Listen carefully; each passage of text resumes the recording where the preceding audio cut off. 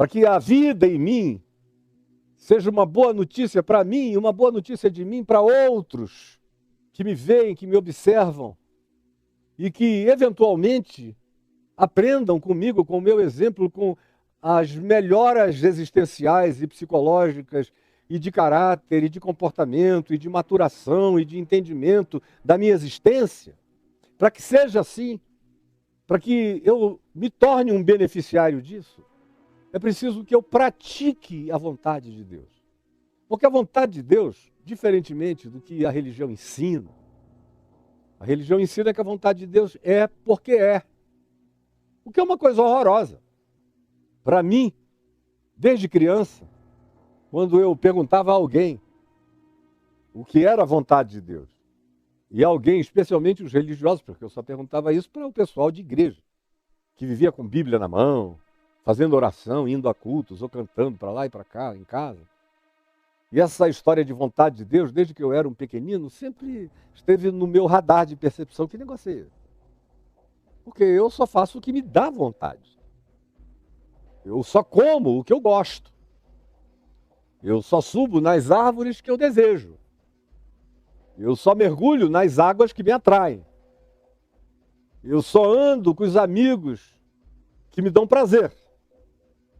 Eu só brinco as brincadeiras que me enlevam, que me enternecem, que me distraem. Então eu vivo para a prática da minha vontade. E eu associava, obviamente, a vontade de Deus a todas aquelas ordens que nem sempre eu compreendia muito. Ou, na maioria das vezes, eu não compreendia quase nada. Que vinham, sobretudo, da minha avó materna, que foi uma figura importantíssima no meu cotidiano infantil, ou, frequentemente, da minha mãe, muito menos do meu pai, porque ele fazia todo o possível para dar qualquer ordem, trazendo uma carga de racionalidade explicativa enorme, anteriormente à proposta. De modo que quando ele te dizia alguma coisa, ele te dava todas as razões para aquilo. Até porque ele mesmo tinha plantado em mim essa semente da racionalidade. Ele me dizia, não faça nada na vida antes de pensar na razão de ser das coisas. Que é para você nunca fazer por fazer. Porque quem faz por fazer, sem entender o significado do que faz, vai ser desviado daquilo que é instruído a fazer por não saber a razão do feito. A razão de ser do que está sendo proposto. E se te propuserem fazer alguma coisa que a sua racionalidade reaja totalmente contra ela, você tem a sua permissão, minha permissão de não fazer. E eu cresci com essa bem-aventurança paterna. Mas, por exemplo, do lado religioso da minha avó materna, todas as vezes que eu queria saber alguma coisa, ela dizia porque sim ou porque é, menino não tem que saber por quê. Só tem que obedecer, vai e faz. Conclusão, eu não fazia praticamente nada do que me mandavam sem me explicarem. Mas quando me explicavam e fazia sentido, eu ia contentemente praticar aquilo porque fazia sentido. Porque tinham me dado uma razão, uma lógica de obediência. Como Paulo chama aqui na epístola dele aos Romanos, no capítulo 12, versos 1 e 2, ele chama de culto racional. A obediência à vontade de Deus, de culto racional, que é o que transforma a nossa mente, que é o que transforma o código do pensamento, que é o que assenta as bases da compreensão, do verdadeiro entendimento. É essa submissão racional à vontade de Deus, assim como também acontece com a submissão racional e explicada a uma instrução paterna, materna, ou de figuras parentais, como um avô, uma avó, pessoas que estão ali para nos orientarem, para nos ajudarem, para nos disciplinarem, ou um professor, ou um mestre, ou um pastor. É recomendável que todo mundo saiba, até onde seja possível, o porquê de tudo aquilo que seja recomendável ser praticado. Agora, sem que haja essa disposição explicativa, só pessoas muito pré-condicionadas, só gente tendente à hipnose mais tola possível, só pessoas altamente impressionáveis, amedrontáveis, apavoráveis, com tendências de religiosidade cega, com propensão ao fanatismo, é que obedecem por obedecer. E eu espero que não seja o seu caso, porque se for é trágico. Esse estado mental é um dos estados mais adoecidos que alguém pode manter e guardar para si mesmo. E boa parte da tragédia mundial, universal, planetária, vem dessas práticas emburrecidamente dogmatizadas e praticadas de maneira fanática, sem nenhuma consciência dos passos que se dá e das consequências. Por isso o mundo é tão loucamente inconsequente. E as pessoas são educadas todo dia para a inconsequência. Quando a gente está ainda na oração que diz, venha o teu reino, como eu disse esses dias passados, ainda há o espaço para a gente dizer, venha de ti, venha para nós. Agora, faça-se a tua vontade, tem a ver comigo. Tem a ver com todas as criaturas inteligentes. Na terra ou no céu. Por isso, a expressão faça-se a tua vontade não é apenas algo para ser uma invocação terráquea, apenas espaço temporal. Mas Jesus disse, faça-se a tua vontade, assim no planeta Terra, como em todas as camadas dimensionais, onde há lucidez, inteligência, compreensão, consciência de todas as outras formas de criação, de criaturas, de energias, de existências, que tenham todavia luz, em todas as formas de inteligência, que a tua vontade seja feita, porque não é apenas na Terra que a gente lida com esse contraditório alarmante e apocalíptico que nos cerca todo dia, mas é no universo todo. O meu curso, Área 51 do Evangelho, pretende mostrar como esse faça-se a tua vontade assim na terra como no céu, é algo que não está posto aqui como poesia. Porque nos céus dos céus e nas outras dimensões, a mesma desobediência está presente. As mesmas articulações de contradição ou de enfrentamento ou de choque contra a vontade revelada de Deus estão presentes em homens, em anjos, se você quiser o apelido bíblico, a semântica bíblica para ser usada, em anjos, em arcanjos, em extraterrestres, em seres trans e interdimensionais, ou de civilizações ou transcivilizatórios, tudo isso que com calma, eu faço questão que quem quer aprender, aprenda no ambiente certo, no tempo e na hora, no ritmo certo de compreensão, porque é fundamental que a gente entenda a extensão do conflito. Nós não estamos lidando, como Paulo diz, eu citei ontem, em Efésios, no capítulo 6, nossa luta não é apenas, não é só, e nem é tão somente contra carne e sangue. Não é apenas contra a química corpórea, ou contra as impressões psicológicas traumático-negativas da gente, ou contra os condicionamentos, ou não é apenas contra as mensagens subliminares altamente indutoras de comportamento, não é apenas em relação ao amontoado cultural que possa ter pervertido o nosso entendimento e cognitividade, não. É também, e sobretudo, Paulo diz, contra o que desde a antiguidade, desde os dias do profeta Daniel na Bíblia, começou a ser chamado de principado, que é quem inaugura na Bíblia essa expressão de principados espirituais, principado da Pérsia, o principado da Grécia, o principado de Israel. É o profeta Daniel que lida e que introduz essa temática, que cresceu antes de Jesus no chamado período intertestamental, especialmente com a produção de livros como o livro de Enoque e outros semelhantes, nos apocalipses que aconteceram no período anterior à vinda de Jesus, os textos pseudoepígrafes, apocalípticos ou escatológicos daquela época de efervescência, de expectação de que o Messias de Deus se manifestasse em qualquer momento na terra, o que veio a acontecer em Cristo Jesus, em Jesus ou Cristo, conforme a gente tem aqui, já vimos nas narrativas do Evangelho. Então, a expressão usada por Paulo de principados e potestades designa, para aquele tempo, desde o profeta Daniel e adiante, é apenas uma designação de natureza semântica, designa essas outras camadas e camadas e camadas e camadas de existência que nós herdamos da Bíblia judaico-cristã, os apelidos de anjo, arcanjo, principado, potestade, poderes, tronos, soberanias, isto, aquilo, aquilo outro. São vários níveis de camadas dimensionais e também de projeções civilizatórias. Tem um cara que passou aqui ainda agora e falou, tá doidinho. Eu sou feliz na minha loucura e sinto maior pena de você que não consegue entender nem o português que eu estou falando, tentando tornar isso a coisa mais simples possível para a compreensão. Porque se eu começar a falar com complexificações, aí é que você não vai entender nada. Mas eu estou pensando numa criança, num adolescente, e eles entendem fácil. Crente é que não entende coisa nenhuma, quando já está tomado pelos vícios do fanatismo cognitivo. Mas então, prosseguindo. Essa vontade de Deus não é algo para ser praticado apenas aqui por nós, no planeta, mas é algo a ser praticado em todas as dimensões cósmico-universais, que estão para além até da tangibilidade ou do alcance das nossas compreensões. Mas Jesus disse, quando vocês orarem na terra, peçam também pelo céu. E quando vocês orarem, pedindo que a vontade de Deus seja feita, assim na terra como ela é feita no céu, é porque vocês estão aludindo às dimensões benéficas e da obediência a Deus em outras dimensões, embora haja desobediência a Deus, tanto na terra quanto nos céus.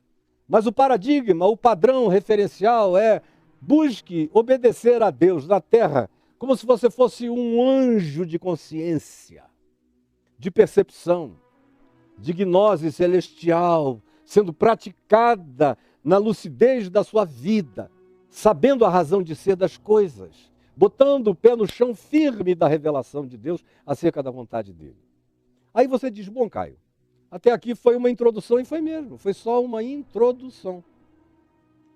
Não é uma interdição, é uma introdução para um monte de outras coisas que precisaram ser ditas ainda, para todos nós. E aí a pergunta que vem de imediato e apressadamente é, mas escuta, o que é a vontade de Deus? Aí tem muita gente que pensa que a vontade de Deus é o que o pastor, ou o padre, ou o sacerdote, ou seja lá quem seja, o ministro da sua religião, ou o mentor dela, seja como você queira apelidar, esses que são o centro de convergência das suas atenções e de onde procedem as suas instruções, supostamente vindas de Deus para a sua prática. Aí tem muita gente que pensa que é isso. Eu fui lá, o pastor disse que era para fazer isso, eu fiz. A coisa mais patética, mais ridícula, mais absurda. Tem gente que se o pastor disser que é para comer caca ungida, ele come caca ungida, consagrada ao Senhor. Ou se forem os ovos de Abraão, ele vai cozinhar todos eles. Ou o feijão do Valdomiro, eles vão comprar por R$1.000. Ou a água benta do Jordão, seja lá o que seja. Você não quer nem saber. Já está condicionado ao fetichismo. Ou se alguém chega e diz para você, todos os homossexuais estão no inferno. Aí você não quer nem saber, diz, ai meu Deus, eu que sinto essa coceirinha ali, acolá, já estou no inferno. E aí fica doente mental, acaba internado em clínicas, ou fica tão perturbado com essa suposta vontade de Deus que se esquizofreniza, ou que se bipolariza. E quando o indivíduo tem a presunção de achar que aquelas declarações do maníaco que disse a ele qual é a suposta vontade de Deus, quando essas coisas são por ele praticadas, alguns desenvolvem a arrogância narcisista de pensar que Deus está em dívida com eles, porque eles praticam a vontade de Deus que está reduzida em alguns lugares a dinheiro. Se der dinheiro, está fazendo a vontade de Deus. É quase a compra de um passe. É um pedágio adquirido. É um go-through. Para você passar sem nem olhar para o lado. Já paguei, atravesso, qualquer cancela, não tenho que parar onde está escrito stop. Eu vou. Porque eu paguei. Ou eu ganhei o direito, porque eu suporto esse culto aqui uma vez por semana. Tenho direito de, no resto da semana, atropelar, pintar, bordar, fazer o que eu quiser. Porque eu adquiri esse direito, fazendo essa vontade de Deus reduzida a esse nível patético. Como é o caso de uma quantidade imensa de pessoas. Imensa, a grande maioria vive assim. É trágico. As pessoas mais lúcidas que eu conheço estão fora da religião. São aquelas com as quais eu tenho mais prazer em conversar, uma conversa que tem começo, meio e fim, sentido, lucidez, que é agradável, que quando você diz o que faz sentido é compreendido. Quando você questiona o que não faz sentido que elas, porventura, digam, elas mesmas aderem dizendo é verdade. Mas no ambiente dos dogmas da religião, no ambiente das fossilizações doutrinárias, não há argumento, não há conversa. O dogma sela, fecha, cancela qualquer tipo de lucidez, de conversa, de busca de entendimento. Porque até buscar o entendimento, buscar discernimento, já parece ser uma sofisticação transgressora da vontade de Deus, como acontece na grande maioria dos casos das pessoas que me ouvem aqui, ouvirão depois, e daquelas que não me ouvirão, mas que não ouvem justamente porque não querem ser chocadas, eventualmente com algo que vai lhes fazer pensar, e tudo que elas não querem é pensar, porque não querem enxergar, não querem ouvir, não querem entender, não querem mudar, não querem se converter, não querem ser sarados pela vontade de Deus que cura a natureza da gente, a vida da gente. Porque é só ela que nos cura e nos capacita a nos tornarmos, de fato, humanamente mais humanos e mais divinos, cada vez mais. E conquanto essa seja a razão, a religião, todavia, ensinou para a maioria das pessoas que qualquer desejo de pensar já constitui uma transgressão. É por isso que religião e ciência são tão antagônicos, embora não haja nada entre ciência e fé, mas entre ciência e religião o antagonismo é classicamente claro, definido e, na minha opinião, não há como fazer conciliação. Porque onde há dogmas, não há pensamento, não há descoberta, não há aprofundamento, não há mais nada. Já está tudo feito, estabelecido e o teto é baixo. Não dá nem para você passar direito nele. Mas a sua pergunta é, então qual é a vontade de Deus? Ora, a vontade de Deus, aqui falada por Jesus, faça-se. Primeiro é uma coisa praticável. Por isso ele diz, faça-se. Porque não é algo etéreo, irrealizável, ou tão transcendental que eu acesse apenas num estado nirvânico, de consciência treinada. Não.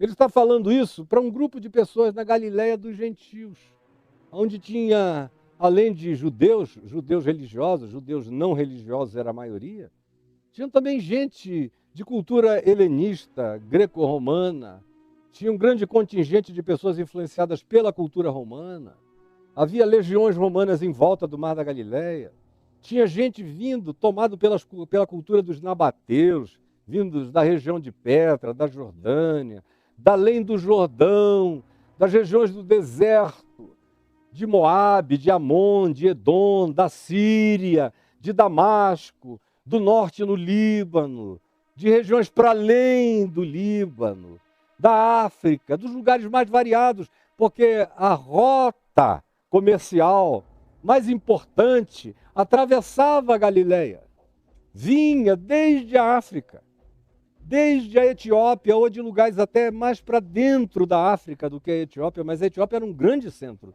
de produção comercial. Chegava no Egito, e aí as caravanas ainda engrossavam com muito mais coisas, especiarias, e roupas, e sedas, e trabalhos, e manufaturas, as mais diversas. E à medida em que iam passando, não só iam vendendo, mas iam incorporando novos adereços para serem negociados adiante. E quando chegavam naquela região da Galiléia, aquilo era um grande centro comercial e também multifacetado do ponto de vista cultural. Era metropolitano, era transmetropolitano, era transnacional, era internacional. Por isso, desde os dias do profeta Isaías, era chamada de Galiléia do mundo, dos gentios, círculo de todos.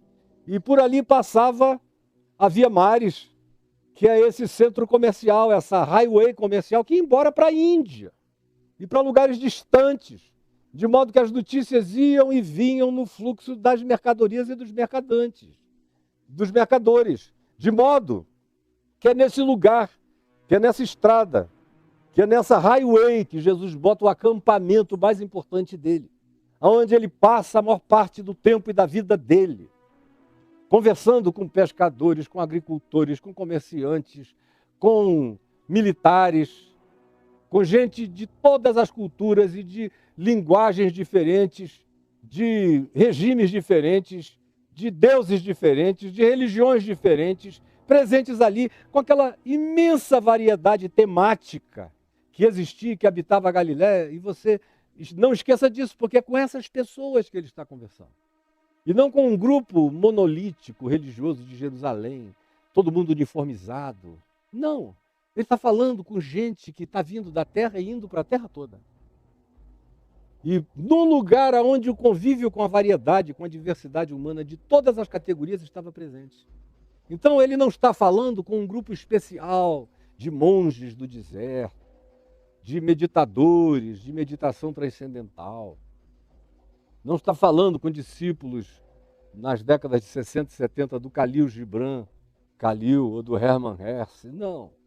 Ele está falando com gente muito simples e que tinha a influência de muitos deuses, de muitas filosofias, de muitas divindades. Gente que carregava uma variedade enorme de informações contraditórias. Mas ele não prepara essas pessoas dizendo, olha, primeiro vocês vão ter que passar alguns anos comigo num lugar separado, para desopilarem a mente de tudo que vocês aprenderam, para então começarem a fazer a vontade de Deus, que minuciosamente eu vou explicar para vocês em compêndios e compêndios de explicação. Ou na dogmática dos meus pensamentos, ou na sistematização das minhas filosofias. Não.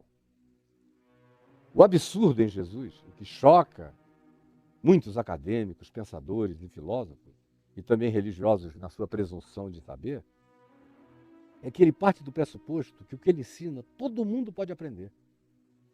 Esse é o grande choque. Jesus parte do pressuposto de que o que ele ensina, todo mundo pode aprender, e não só aprender cognitivamente falando, mas pode praticar.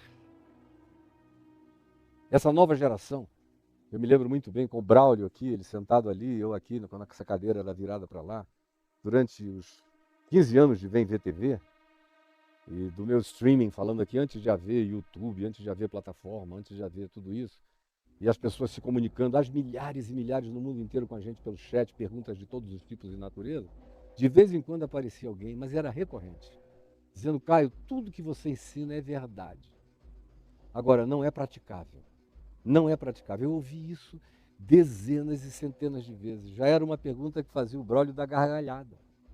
Porque a desculpa do cara que entendeu o que você disse com uma simplicidade que o filho, o neto dele entenderam também ou entenderiam, mas não tem a disposição interior para a prática, é dizer, olha, é lindo, é inegável, mas não é praticável, é utopia, é utópico, Caio. Aí, geralmente, quando você vê o discurso da utopia sendo falado, é porque o cara abraçou a distopia da existência dele. E não quer aprender que eu só melhoro com a utopia, quando eu tenho a utopia como referencial de progresso. Quando eu tenho um Imagine, do John Lennon, como uma referência de um mundo melhor, sem segregação, sem separação, sem apartheid, sem ódio, sem guerra, embora a maioria dos humanos vivam existências distópicas. Eu só melhoro quando eu ando na direção do projeto utópico, do chamado para incluir a todos, para amar a todos, para perdoar todo dia, o dia todo, tantas vezes quantas sejam necessárias, para não tomar a justiça nas minhas mãos, para não me vingar a mim mesmo, buscando educar meus pensamentos para não julgar o próximo, aprendendo a moderação de não lançar as preciosidades do meu ser na corriqueiriedade da existência daqueles que, semelhantemente a porcos, não apreciam pérolas, só querem babugens.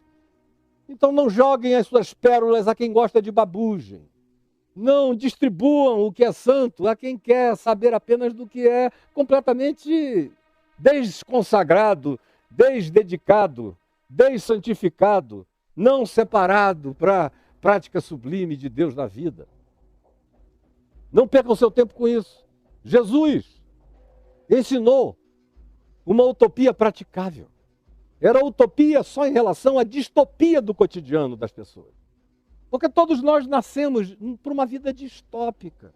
Do olho por olho, dente por dente, da vingança, do ódio, da raiva, do dou um boi para não entrar, uma boiada para não sair, isso nos melhores casos. Ou do fato de que trair é humano, afinal de contas, cara, bateu um tesão que eu não me segurei. Eu fui lá, eu sou casado, tenho um filho, tudo mais, mas não aguentei. Dei uma mentidinha, mas e daí? Eu sou só humano. Eu digo, cara, é justamente porque nós somos humanos, é que nós fomos capacitados a irmos para além disso. Para além do impulso, só para além do instinto. Você é mais que impulso, instinto, e se você for saudável, mais do que pulsão e compulsão. Mas a gente já nasce na distopia. E a estrutura toda à nossa volta celebra o distópico, frequentemente. E os que são exceção à distopia e que propõem algo para além do imediatamente distópico são vistos como sonhadores, como pessoas que não puseram o pé no chão, cujo ensino não tem praticabilidade. Como foi o caso de Jesus quando chegou em Jerusalém. Em Jerusalém, no meio dos religiosos, dos teólogos, dos acadêmicos do templo, dos escribas, dos fariseus, é que tudo que ele dizia, eles não sabe de nada. Só dá atenção a ele essa plebe que nada entende da lei, nem de coisa alguma. Mas nós, a gente sabe. Como a gente encontra em João no capítulo 9, aquela sequência de nós sabemos. Nós sabemos. Nós sabemos, eram os religiosos. Diante do fato de que Jesus tinha aberto os olhos a um cego de nascença, e que indagado e perquirido, exprimido e quase torturado pelos religiosos, disse, olha, cara, eu já disse a vocês o que aconteceu. Um homem chamado Jesus passou aqui, fez lama, lodo no chão, aplicou nos meus olhos, me mandou ir até o tanque de Siloé, me lavar, eu fui, me lavei e fiquei vendo. Foi só isso, eu não tenho nenhuma história além dessa para acrescentar. Só isso. Aí ele disse, para com isso. Nós sabemos que cura não acontece assim, não. Nós temos conhecimento teológico, acadêmico, a gente sabe que milagre não é assim. A gente sabe que desde o início do mundo ninguém cura cego de nascença. Eu não creio, nós não cremos em milagre. Nós somos teológicos demais para crermos nisso, nós sabemos. Em português, a tradução é nós sabemos. João capítulo 9, no Evangelho. Nós sabemos, nós sabemos, nós sabemos, nós sabemos. E aí o homem diz, olha, eu não sei. Uma coisa só eu sei, eu era cego e agora eu vejo. É só isso que eu sei. O que vocês sabem é problema de vocês. Eu não sei nada, eu não sei nem quem ele é. Gostaria até de encontrar com ele. Porque ele fez isso comigo e saiu de cena. Mas eu só sei que eu era cego e agora eu sei que eu vejo. Serve isso? É só o que eu tenho a dizer. Enquanto eles insistiam no nós sabemos. Porque a religião é um treino de nós sabemos, e porque nós sabemos, nós nos poupamos de fazermos. É um sabemos sem façamos. É um sabemos sem pratiquemos. É um sabemos para saber, não para viver. Como regularmente eu digo, o Evangelho nos oferece um grande cardápio, mas não é só para conhecer o cardápio, é para comer o banquete, é para provar a comida toda, a variedade dessa riqueza de boa nova que nos é oferecida. Não é uma teoria, ele é prática pura. De modo que tudo aqui faz absoluto sentido com o modo como Jesus ensinou que a cognitividade, o conhecimento, a prática do conhecimento a respeito dele seria vivida, quando ele diz, aqui no Evangelho de João, no capítulo 7, leia aí do verso 12 ao verso 14, para você ter um contexto antecedente, a discussão anterior. E ele conclui dizendo, porque eu digo a vocês, que se alguém quiser saber, preste atenção, se alguém quiser saber se o que eu estou ensinando é verdadeiro, se a palavra que sai da minha boca, que vocês apelidam de minha doutrina, porque é tão diferente de tudo que vocês ensinam e de tudo que vocês aprendem, se alguém quiser saber se o que eu estou falando é uma invenção minha, é uma construção minha, ou se eu recebi isso de uma dimensão superior, do meu Pai, então faça essa vontade. Faça. É diferente de toda a filosofia grega, ou de toda a filosofia egípcia, ou de todos os outros modos filosóficos praticados em qualquer academia, então ou agora. Em Jesus a gente só fica sabendo a verdade se tivermos a coragem de colocar o pé no vazio, no vácuo, pela fé. Pela fé. Pela fé. Botar o pé ali. Deus falou, a compreensão disso, eu tenho o meu limite para atender, para entender, para atingir. Mas eu creio no amor que provocou esse ensino. E eu creio porque eu vi a prática desse mestre, desse ensino. Eu, por exemplo, aprendi a confiar à medida em que eu fui me fascinando por aquele que me ensinava.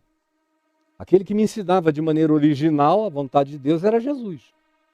Em quem, de acordo com Paulo, eu encontro, e você pode encontrar caso queira, todos os tesouros da sabedoria e do conhecimento estão nele.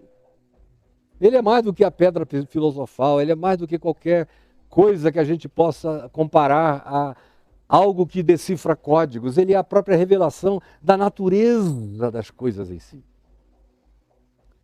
E aí ele diz, se alguém quiser saber se o que eu estou dizendo é verdade ou não é verdade, tem que praticar. Porque se você praticar, você vai ver a realização, a factualização, a concreção de tudo que eu estou ensinando.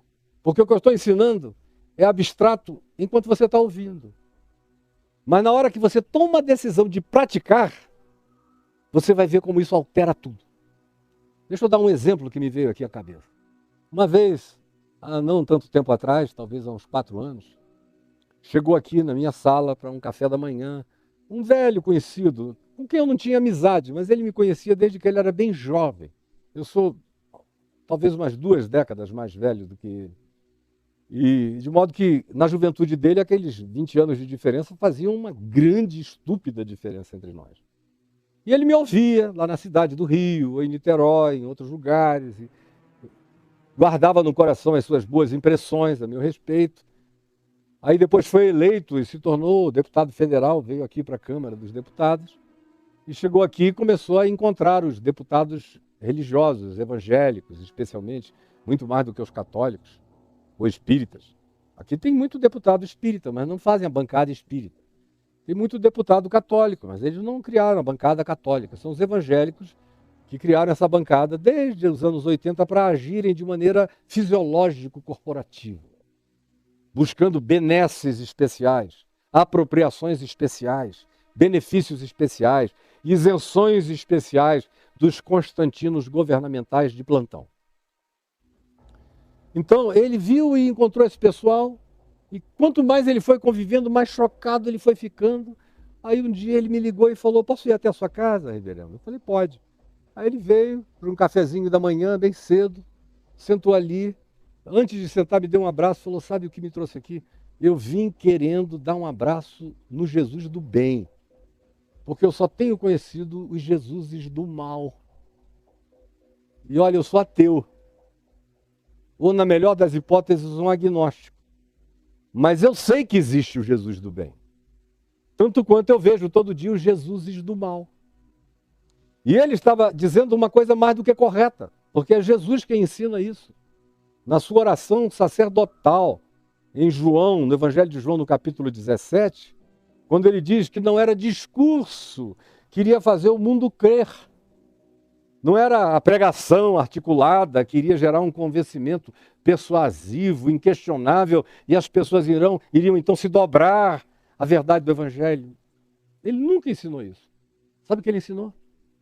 Ele disse, se vocês se amarem uns aos outros, e o mundo vir vocês se amando, se entranhando em laços fraternos e ternos, fazendo esse entrelaçamento quântico, cultural e étnico, transcendendo todas as distâncias e barreiras e entrelaçando-se pela fé que opera pelo amor. Se o mundo vir isso, eles crerão em mim. Se eles não virem isso, podem discutir e pregar e gritar, eles não vão crer jamais em nada. Eles vão desenvolver ouvidos mocos e vão se tornar cada vez mais cínicos. Aí quando ele chegou aqui e me falou isso, eu falei, você está completamente certo. Porque o Evangelho só dá para ser de fato constatado como prática. Quando a gente pratica. Aí ele de imediato não entendeu bem o que eu falei e me disse assim, então me ensine o Evangelho. E ele ficou, de certa forma, esperando uma catequese na direção de uma compreensão, de uma formulação. Ele é pedagogo, é professor, tem um treinamento filosófico muito interessante. Aí eu falei, escuta, você quer mesmo aprender como é o Evangelho? Ele disse, quero. Eu falei, tá bom, então hoje antes de você sair daqui, eu vou te dar a primeira lição, para você botar em prática. Ele falou, tá legal, comemos ali, eu comi minha frutinha, ele comeu o que ele quis, conversamos, atualizamos nossa troca de conhecimentos, impressões e percepções. Aí ele falou, acho que está na minha hora, eu tenho uma reunião 10h30, eu vou ter que sair. Aí eu falei, bom, então guarda a sua primeira lição do Evangelho. Aí ele falou, como é que é isso? Eu falei, olha, Jesus disse, eu vou começar por uma das coisas mais indigestas para você. E ele disse o quê? Eu falei, Jesus disse, amai os vossos inimigos e orai por aqueles que vos perseguem. Isso era o primeiro ano do governo anterior, no meio daquela política de ódio, de guerra, de uns contra os outros. Um negócio nojento que fazia a minha alma ter ânsia de vômito todos os dias, de ver tanto ódio. Como eu nunca pensei que ia viver para assistir no meu país tanto ódio. Falado da cátedra de autoridade com ódios e ódios. Tanto negacionismo, tanto anticientificismo, tanto antipedagogismo, tanto anticulturalidade, tanto antivida, anti-tudo. Eu falei, olha, você deve estar num congresso cheio de ódio. Se a gente pudesse ter olhos espirituais, você ia ver os vampiros e o banho de sangue ali dentro. Porque é uma casa de ajuntamento de perversidades onde você está. E você não pode ignorar isso. Eu estou te dando esse dever de casa. Ele falou, não entendi. Eu falei, orai, amai os vossos inimigos e orai pelos que vos perseguem. Repita isso comigo. Ele repetiu. Falei, então agora você vai voltar para lá, pensando em qual é a pessoa que você acha que mais demonstra hostilidade, ódio ou repulsa por você. A você. Ele disse, bom, já me veio uma pessoa aqui na cabeça, tem muita gente. Eu falei, escolha uma para o dia de hoje. Basta uma. Para hoje. Aí ele falou, fulana de tal. Eu acho que ela me odeia, ela me fuzila quando ela me vê. Aí eu sabia quem era a pessoa. Sabia que o antagonismo entre eles era intensíssimo naquela época, hoje em dia não. Mas naquela época era terrível e profundo. Eu falei, então você vai procurá-la. Ele disse, eu procurá-la? Até o pessoal do meu partido não vai entender. É água e óleo, eu disse, justamente por isso. Amai os vossos inimigos e orai pelos que vos perseguem. E você vai fazer essa vontade de Jesus. Para saber se isso é verdade ou não é verdade, se esse evangelho é praticável ou não é praticável. Se é digno de confiança ou não. Vamos começar por essa grande dificuldade. Falei, você vai chegar lá, vai pedir licença, vai se aproximar. Não importa qual seja a reação, você vai humildemente pedir licença, vai chegar perto, com um sorriso, sem alegrias cínicas, com moderação na face, e vai pedir licença, e ela vai perguntar assim, qual é, por quê, qualquer coisa. E foi o que aconteceu. Ele disse que chegou lá e fez um aceno, perguntou se podia se aproximar, a pessoa disse, para quê? Ele falou, posso me aproximar? Se aproximou e falou, não, eu só queria lhe cumprimentar, que a gente nunca se falou. Você sabe quem eu sou, sei quem você é, mas nós nunca nos falamos e passamos aqui, vamos passar anos debaixo da mesma abóbora. E se você não achar estranho demais, eu gostaria de te dar um abraço. É isso que você vai propor para o seu inimigo. Você vai fazer oração. Enquanto vai para lá, você vai orando, dizendo, eu peço a Deus, ao Deus que seja Deus na minha vida, que possa ser Deus para a minha vida, se é que há Deus. Não precisa sair crentinho daqui não. Basta ir com essa disposição de fazer a vontade revelada no Evangelho, pelo verbo da vida, pelo Logos eterno, pela palavra que dá significado a todas as coisas. Aí ele chegou lá e fez exatamente isso. Quando ele falou isso e pediu para dar um abraço, a pessoa pulou em cima dele aos prantos. Resumo da história, porque eu já falei demais. Resumo da história, naquele mesmo dia eles jantaram juntos. No outro dia almoçaram juntos. Ele me ligou aqui e falou, Caio, que negócio mais maluco é esse? Eu falei, agora se prepare para o seguinte, quem não vai entender é o pessoal do seu partido. Daqui a um tempo, se você continuar a praticar isso, os seus grandes antagonistas virão de dentro da sua casa partidária. Aí quando chegou a outra semana ele veio, eu falei, você continua com o mesmo dever de casa para praticar. Pensa num outro cara agora. Já que a fulana virou tua amiga de diálogo, vocês estão trocando opiniões para votarem de maneira conjunta, embora façam parte de grupos tão diametralmente opostos, estão descobrindo as convergências possíveis de vocês. Procure um outro. Ele me falou o nome de um outro sujeito, que eu sabia que era tosco, ogro, grosso. Ele falou, esse aí não é mulher não, esse aí... Eu falei, você está pensando que foi o fato de que você é homem e ela é mulher? Não foi não. Foi o evangelho. E a mesma coisa vai acontecer com essa outra figura. A mesmíssima. Vá lá, faça a mesma coisa. Quando foi umas 3, 4 horas depois, ela estava aí me telefonando. Caio, que loucura esse negócio. Eu fui lá, fiz a mesma oração pelo meu inimigo no caminho, encontrei com ele, aí eu pedi para me aproximar. Qual é? Para quê? Grosso, estúpido. Me deu vontade até de virar as costas e ir embora. Mas eu falei, não, eu vou ter coragem, vou lá. Vou peitar no amor, como o Caio me disse. Vai no amor, com a coragem do amor. E eu fui. Aí eu falei, não, eu só queria te cumprimentar, a gente faz parte de grupos tão diferentes, com opiniões tão distintas, mas nós fomos eleitos pelo mesmo povo, para defender as mesmas coisas e causas, para tentarmos fazer o bem à nação como um todo. Eu creio na tua boa intenção, tanto quanto eu creio na minha. Então eu só queria te cumprimentar e se você não achar ruim, eu queria te dar um abraço. Aí o cara falou sabe aqueles palavrões de boa vontade? PQP, meu Deus, que coisa, qual é a coisa de homem, que quando gosta de uma coisa vai às vezes falando palavrão, e abraçando, e agarrando, e beijando, dizendo, não vou sair repetindo, mas todo mundo que conhece a psicologia masculina, especialmente dos mais machões, sabe exatamente do que eu estou falando. Aí o cara destampou aquele derrame de palavrão fraterno, e de boa vontade. Aí falou, o que você vai fazer hoje à noite, cara? Onde é que você mora aqui? Porque um é do Rio, outro de São Paulo. Onde é que você fica? Vamos jantar. Aí ele falou para mim, eu vou jantar com ele hoje à noite. E na semana seguinte ele veio e falou, agora, olha, eu estou almoçando com a fulana, jantando com o ciclano, com uma recorrência enorme, o meu pessoal achando estranho. Falei, vamos estranhar mais ainda. Deixa eu te dar outro dever da mesma natureza. E ele foi praticando e foi descobrindo a irresistibilidade do mandamento. A irresistibilidade do mandamento. Aí eu falei, assim como eu te dei a pior coisa, porque não depende de você. Se eu dissesse para perdoar, era alguma coisa que podia ficar em você, viajar por você. Mas não teria tanta necessidade de que você informasse ninguém de nada. Eu escolhi logo uma coisa que você tinha que fazer no encontro com o antagonista. Com aquele que te obriga a dar a outra face, a caminhar uma outra milha, que demanda de ti o que é cansativo, chato, ou frequentemente inapropriado. Eu te dei algo que tem que ser feito em conjunto e frequentemente que provoca os teus desacordos. Mas para você praticar, justamente para você ver a irresistibilidade da prática da vontade de Deus como mandamento. É irresistível, fulano. E ele ficou abismado. Eu falei, continua a praticar isso no teu mundo de relações políticas. Daqui para frente não aceite mais antagonismos gratuitos em nenhum lugar.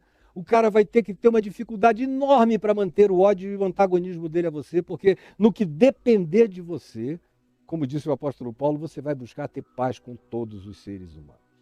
E não vai deixar que nenhuma ideologia se interponha e cave um fosso, um abismo entre vocês. Já basta a existência perversa para vocês ainda ajudarem o diabo na escavação dos fossos de separação. O resto do mandato do cara foi absolutamente revolucionado por essa prática. Aí os outros que ele foi alcançando foram perguntando o que era aquilo, ele foi dizendo que ele tinha aprendido comigo. Aí eu comecei a ser solicitado pelos outros, eu fui ensinando aos demais. Tenho ensinado a muitos deles, que vêm querendo, que dizem, eu quero ouvir um cara que tem fama de ser inteligente, de ser isso, de ser aquilo outro, ou de pensar com largueza, com profundidade, como muita gente fala por aí. Chega aqui e encontra só a simplicidade da prática do mandamento. Aí começam a praticar e descobrem que a filosofia de Jesus começa na prática do mandamento. Não na abstração de pensamentos, mas na prática cotidiana do mandamento. Por isso, eu concluo hoje aqui, dizendo que começa isso tudo, quando sai de vem o teu reino, né? Faça-se, pratique-se, prove-se, experimente-se a tua vontade, assim na terra, como no céu. Tendo o céu como referência, mas também tendo a consciência de que até no céu existem diferenças e existem as federações do desacordo. É por isso que existem seres de luz espiritual em outras dimensões e seres de treva espiritual em outras dimensões. Mas o que a gente quer é na Terra realizar toda a vontade de Deus, como fazem aqueles seres de dimensões superiores e que decidiram se vestir de luz e ser luz na prática da vontade de Deus.